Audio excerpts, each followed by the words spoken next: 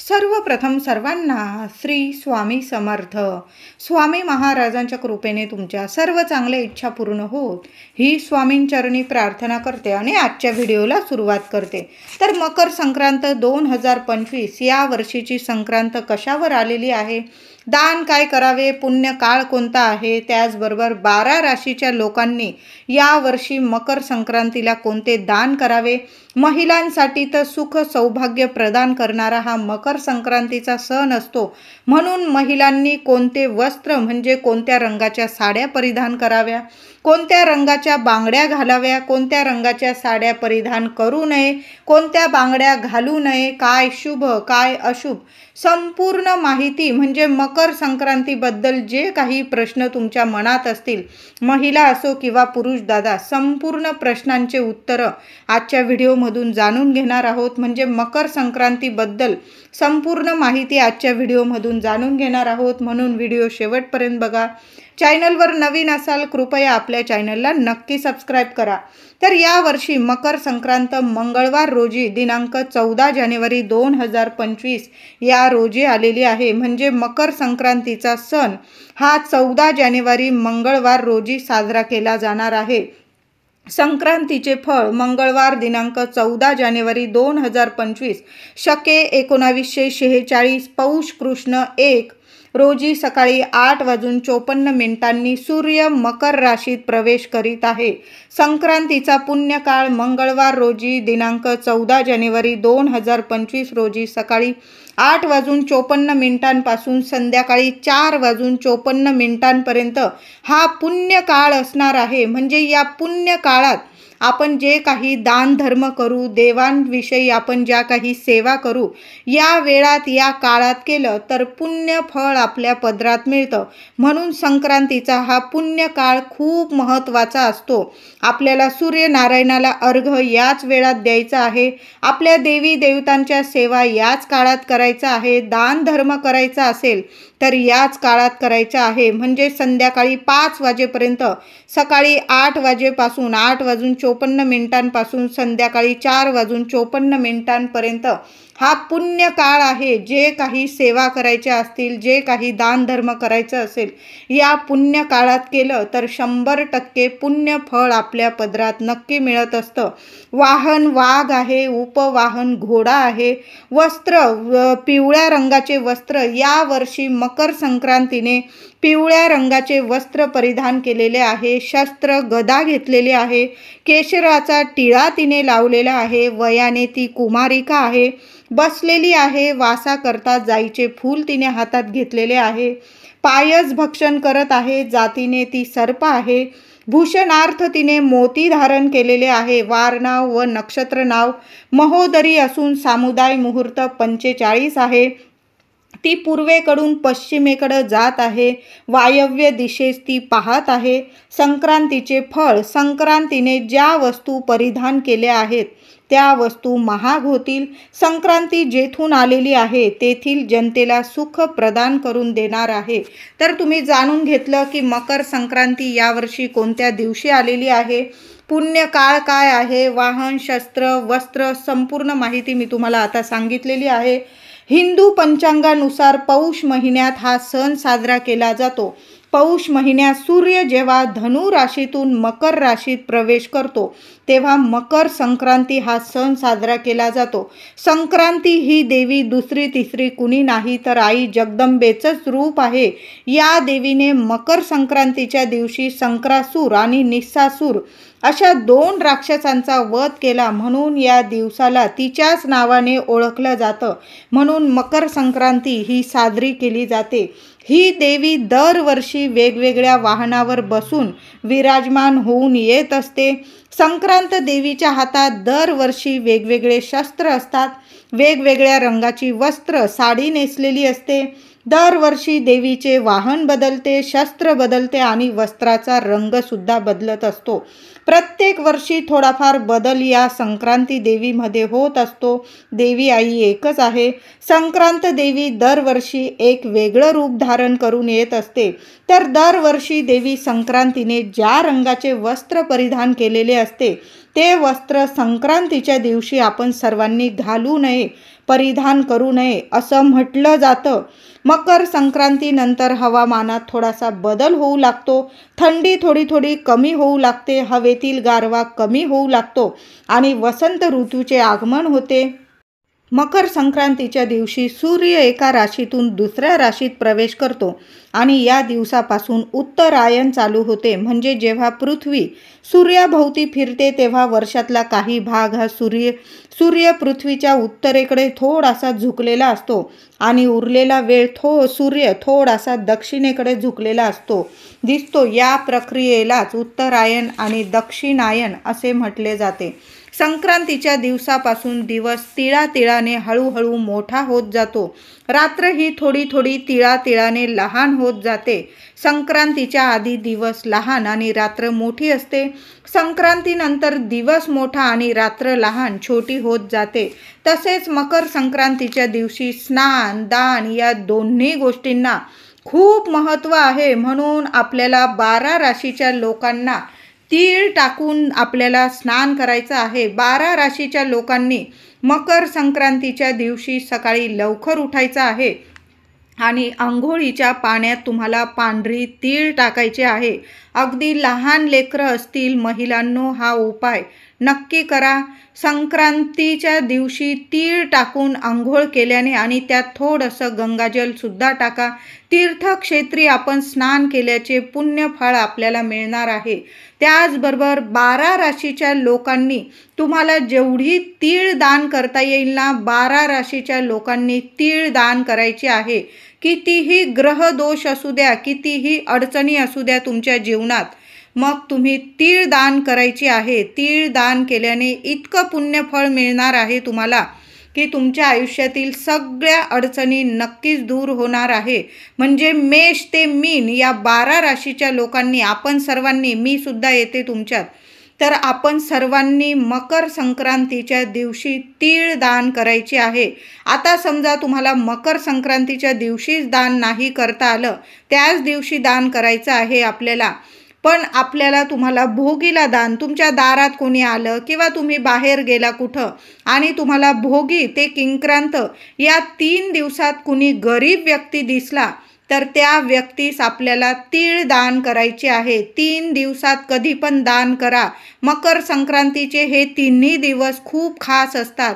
दान पुण्य करण्यासाठीचेच हे 3ही दिवस असतात.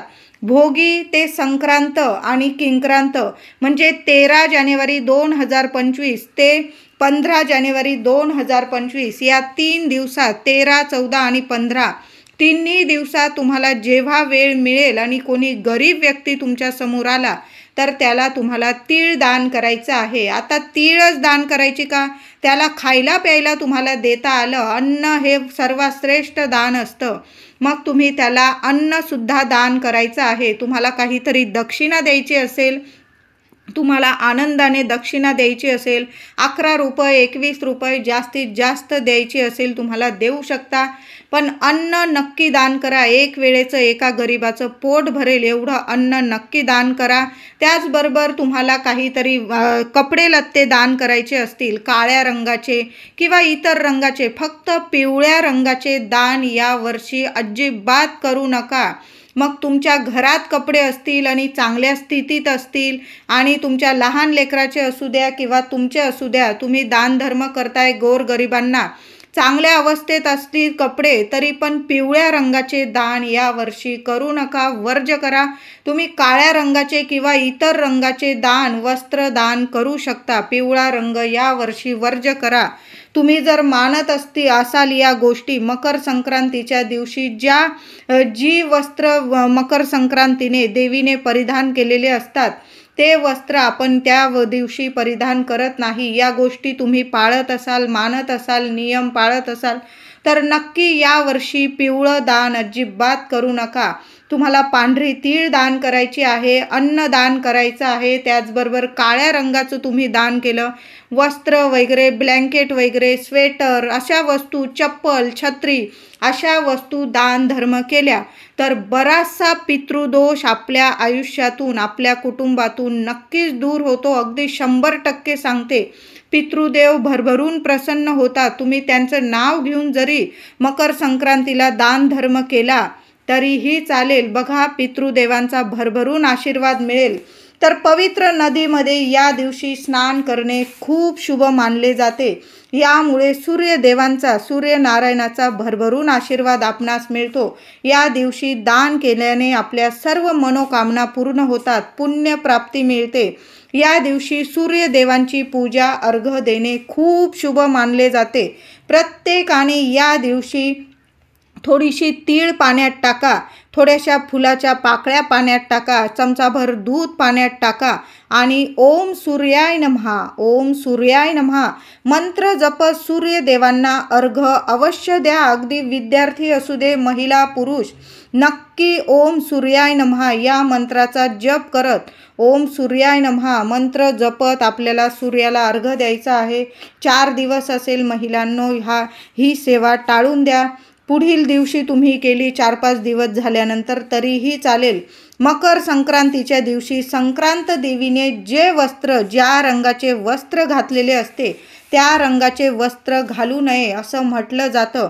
दरवर्षी देवी वेगवेगळ्या रंगाचे कपडे घालून येत असते, म्हणून त्या रंगाचे कपडे घालू नये असे म्हणून आपण पूर्वपार ऐकत आलेलो आहोत. मकर संक्रांतीच्या दिवशी काळ्या रंगाचे कपडे अवश्य घालावे. या दिवशी काळा रंग अतिशय शुभ मानला जातो. तुमच्या घरात जर काळं साथ नसेल, तुम्ही दुसरा रंग वापरला तरीही चालेल. काही घरांमध्ये काळं साथ नसतं, पण तुम्हाला जर आनंदाने काळा रंग मकर संक्रांतीला घालायचा असेल तर हा वर्षातला एकमेव दिवस असतो ज्या दिवशी आपण आनंदाने काळा रंग परिधान करू शकतो. यावर्षी 2025ला संक्रांत देवीने पिवळ्या रंगाचे कपडे परिधान केलेले आहे, तर आपण हा रंग वर्ज करायचा आहे. मात्र मकर संक्रांतीला काळे कपडे आवर्जून परिधान करा, प्रत्येकाने परिधान करा. कारण जी काही नकारात्मकता असते, नजरबाधा लागलेली असते आपल्याला, नक्कीच मकर संक्रांतीच्या दिवशी काळा रंग वस्त्र परिधान केल्याने ती नकारात्मकता आपल्यातून आणि आपल्या आजूबाजूतून दूर होऊन जाते. ऊब देणारा, गरमी देणारा हा रंग असतो, म्हणून संक्रांतीला काळे कपडे अवश्य घालावे. म्हणजे यावर्षी संक्रांत देवी ही पिवळ्या रंगावर आलेली आहे, तर महिलांनो अजिबात आपल्याला पिवळा रंग परिधान करायचा नाही. आता काही महिला प्रश्न निर्माण होतोच आपल्या मनात की आपण हळदसुद्धा देवीला पिवळ्या रंगाची लावत असतो, तर हळद आणि वस्त्र यात खूप जमीन आसमानचा फरक आहे. हळद कुंकू शिवाय कुठल्याच देवी देवतांची पूजा होत नाही. हळद कुंकू शिवाय आपलं हळदी कुंकूसुद्धा पूर्ण होत नाही. आपली पूर्वपार मान्यता आहे की संक्रांत देवीने जे वस्त्र, ज्या रंगाचे वस्त्र परिधान केलेले आहे ते आपण वर्ज करतो. या गोष्टी जे लोक मानत असतील त्यांनी यावर्षी पिवळा रंग वर्ज करायचा आहे. म्हणून महिलांनो, सर्व महिलांनी, माझ्या सर्व मैत्रिणींनी यावर्षी पिवळ्या रंगाची साडी अजिबात घालू नका. एक दिवस हा आपण नियम पाळू शकतो. बाकी सर्व रंग, अगदी हिरवा बहरलेला रंग, आपल्या घरात सुख सौभाग्य घेऊन येणारा, आपल्या आयुष्यात सुख प्रदान करून देणारा, माता लक्ष्मीला, आपल्या कुलदेवीला हिरवा रंग तर अतिशय प्रिय आहे. महिलांनो आवर्जून हिरवा रंग, नक्की या रंगाची साडी घाला. लाल रंग, लाल तर शुभतेचं प्रतीक आहे, लाल रंगाची साडी घाला. ऑरेंज रंग, नारंगी रंग सूर्यदेवांचं प्रतीक आहे. तुमच्या आयुष्यात इतकं भाग्य तेजस्वी होईल म्हणून नारंगी रंगाची साडी घाला. गुलाबी रंगाची साडी घाला. त्याचबरोबर मोरपिशी रंग श्रीकृष्णांचा, नारायणांचा अतिशय प्रिय रंग आहे, माता लक्ष्मी प्रिय रंग आहे, म्हणून मोरपिशी रंग घालायचा आहे तुम्हाला. बाकी इतर सर्व रंग तुम्ही परिधान करू शकता. अगदी काळा रंगसुद्धा परिधान करा, पण या दिवशी पिवळा रंग अजिबात परिधान करू नका. पिवळा रंग म्हणजे साडी आणि हळद यामध्ये खूप फरक असतो. आपण हळदी कुंकूशिवाय कुठलीच पूजा पूर्ण होत नाही. म्हणून बऱ्याच महिला हा पण प्रश्न करतील की हळद लावायची का नाही, तर हळद लावायची आहे, फक्त आपण साडी त्या रंगाची घालायची नाही आहे. आता बांगड्यांविषयी तुम्ही आधीच्या बांगड्या घातलेल्या असतील, 4 दिवसात वापरलेल्या असतील, कुठं काही गेला असेल, सुतक वगैरे असेल, तर मी म्हणेल संक्रांतीच्या दिवशी नवीन हिरव्या काचेच्या बांगड्या अवश्य घाला. काचेच्या बांगड्या मकर संक्रांतीला भरणं खूप शुभ ठरतं. जी काही इडापिडा असते, आपल्या पतिदेवांवर जी काही संकटं असतात ती टळून जातात. म्हणून ज्या आधीच्या बांगड्या असतील त्या काढून टाका आणि नवीन तुम्हाला हिरव्या रंगाच्या बांगड्या घालायच्या आहे. आता तुम्ही ज्या रंगाची साडी घालत असाल, पिवळी सोडून ज्या रंगाची साडी परिधान करणार असाल, त्या रंगाच्या काचेच्या बांगड्या घातल्या तरीही चालेल. पण आता बांगड्या भरताना आपण जेव्हा बांगड्या भरायला कासारताईंकडं बाबांकडं जातो, तेव्हा त्यांच्याकडून 1 ते 2 बांगड्या जास्तीच्या मागून घ्यायच्या आहे. म्हणजे तुम्ही जर डझनभर बांगड्या घेतल्या किंवा 2 डझन बांगड्या घेतल्या तर प्रत्येक हातात 1 वाढती बांगडी तुम्हाला भरायची आहे. म्हणजे आपल्या सुख सौभाग्यात वाढ होत राहते. पती देवांवर कधीच संकट येत नाही. म्हणून कधी पण आपण जेव्हा बांगड्या भरतो काचेच्या, 1-2 जास्तीच्या बांगड्या त्यांच्याकडून मागून घ्यायच्या आणि प्रत्येक हातात 1-1 बांगडी जास्तीची घालायची आहे. यामुळे आपलं सुख सौभाग्य कायम अखंड राहतं. माता लक्ष्मी प्रसन्न राहते. तुमच्यावर कुलदेवीचा आशीर्वाद भरभरून राहील. म्हणून काचेच्या बांगड्या यावर्षी नक्की घालायच्या आहे. आता नवविवाहित मुली असतील त्यांनी सुद्धा काचेच्या बांगड्या, आणि मी तुम्हाला छान असे कलर सांगितले, लाल, हिरवा, पिवळा सोडून बाकीचे कलर तुम्ही छान असे परिधान करू शकता. नवविवाहित मुली असतील, लग्न झालेलं असेल आत्ताच, त्यांनी काळा रंग परिधान केला किंवा हिरवा आहे, लाल आहे, नारंगी आहे, मोरपिशी आहे, तुम्ही बाकीचे सर्व रंग परिधान करू शकता. फक्त पिवळा सोडून द्यायचा आहे. मकर संक्रांतीच्या दिवशी कुणाचीच निंदा नालस्ती करू नका, कुणालाच अपशब्द बोलू नका. हे 3 दिवस खूप महत्त्वाचे असतात. जर आपण याची त्याची निंदा नालस्ती केली तर उलटून आपल्यावरच येत असतं. वर्षभरात आपल्यालाच मग दुःख भोगावं लागतं.